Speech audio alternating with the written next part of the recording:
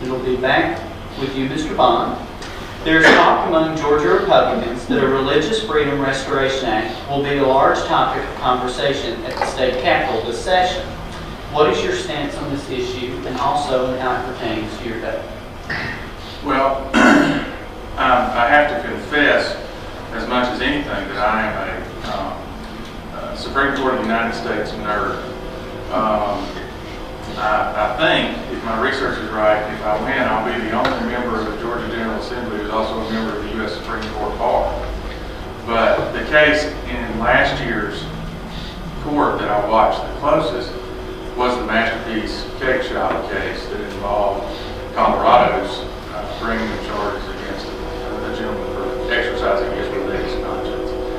And that case was really fascinating to me, and I'm very disappointed that the court essentially punted and they only made a decision on procedural grounds. They didn't go to the meat of the issue. In terms of the way you phrased the question, I thought it was good because my faith. We'll let the train pass. It's hard for everybody here. Is everybody hearing well, other than when the train came by? My faith informs every decision I make, because first and foremost, before any other identity that I have, I'm a Christian. And while being a Republican, being even a husband, a father, and a son are important identities, they're not my primary identity, and that's as a Christian.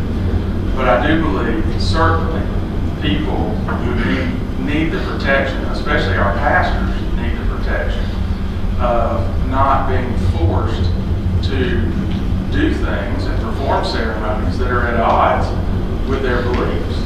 I believe that is just a logical outgrowth of the First Amendment to the United States Constitution. The government can't monkey around with the free exercise of religion. And the free exercise of religion, of my father, of Scott, of any of our pastors, they have a calling and they fulfill that calling.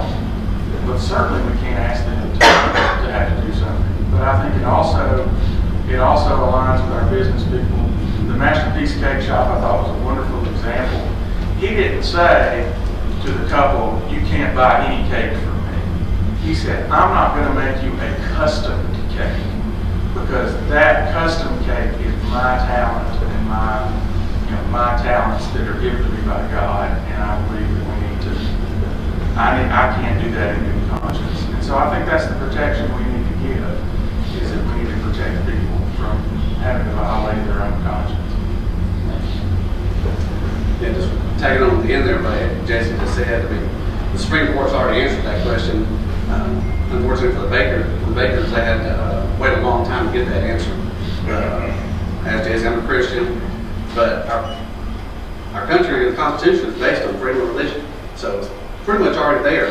And if you start, and it's not just our religion, it's Christians, but it's also protecting the other ones, and you wouldn't want to force them to do something that we want them to do, because that's what our Constitution says. We have freedom of religion, and it doesn't need to be infringed upon, and I would not vote for anything that infringes upon our constitutional right.